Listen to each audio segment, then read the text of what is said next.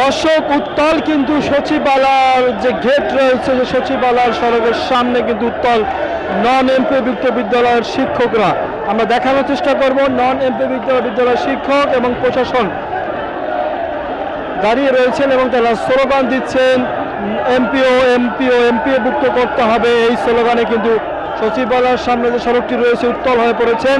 প্রশাসনের কিন্তু বাধা এসেছে, আমরা দেখব প্রশাসনের কিন্তু কঠোর অবস্থানে কিন্তু রয়েছেন। একদিকে প্রশাসন, অপরদিকে নন এমপিভুক্ত শিক্ষক। দেখা যাক কি হয়।